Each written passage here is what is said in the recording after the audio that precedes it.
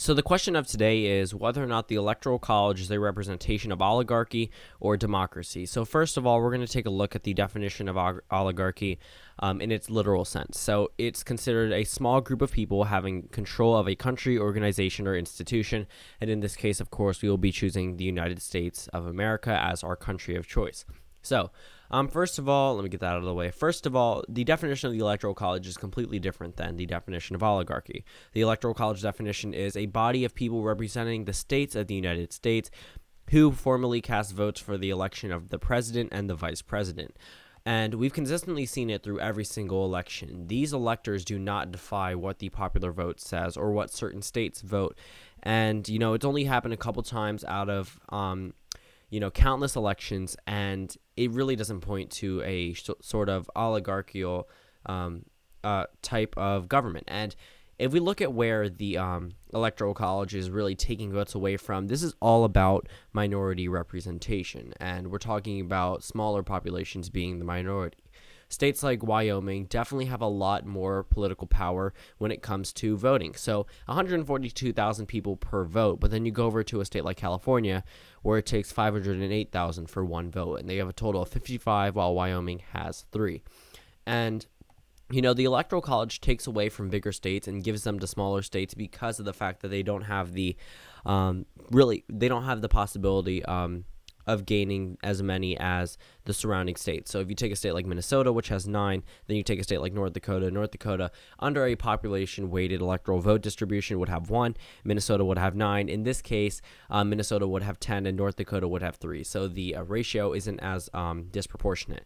And a state like North Dakota wouldn't be as represented as a state like Minnesota, California, pretty much any other state in the union that has over 3 electoral votes, which is why the Electoral College takes away from bigger states like California, Texas, Florida, North Carolina, Ohio, Pennsylvania, and so on and so forth to give to smaller states, because this is all about representation. If it was about an oligarchy, it would be the bigger states having a group of people pretty much deciding the election every single time.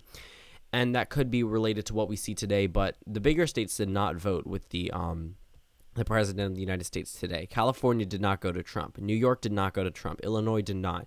A number of these states did not go to President Trump. States like Florida are swing states.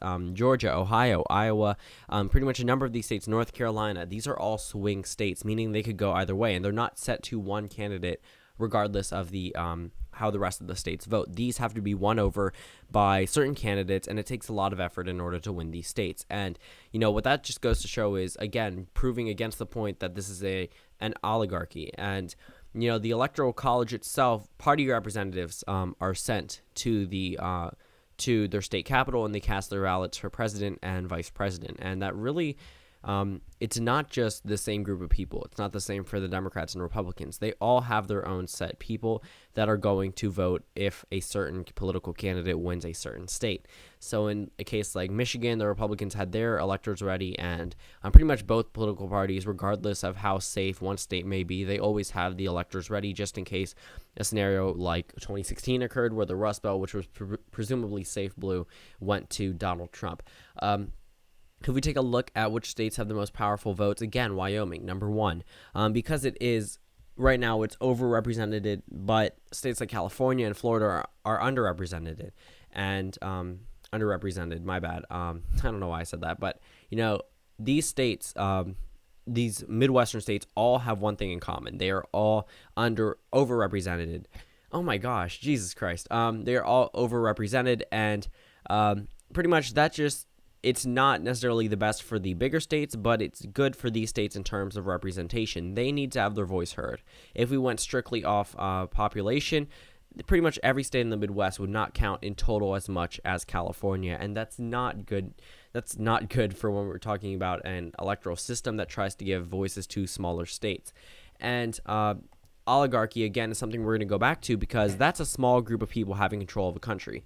This provides access to millions of people to vote in their specific states with the party's electors, which send them into their state capitals, and they vote for their respective candidates that the statewide population did. If we had a Hillary Clinton victory in Michigan and we saw all of their electors go to Donald Trump, then we could talk about something like this. But no, they're following what their states vote like, and it really just they voted with the popular vote winner all but 4 times, and we're really not going to see that happen. Probably in the future, just based off how electoral trends have been going. The oligarchy definition does not really correlate at all with the electoral college definition. Sure, it's a small group of people, but they represent millions. Okay, an oligarchy represents themselves. They do not care about how millions of people have voted, how they feel.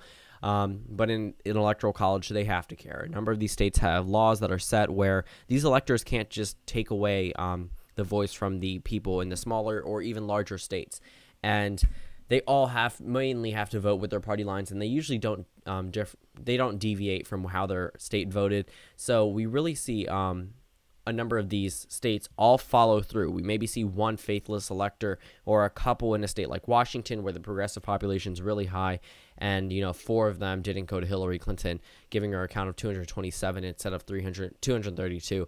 But regardless, they've never actually had an impact on a general election, and they're usually only done when a candidate is at a point where they're going to lose and or they're going to win by such a large margin that it really doesn't matter about their one vote. We've come to looking at the electoral map and saying not much has changed when it comes to how people vote.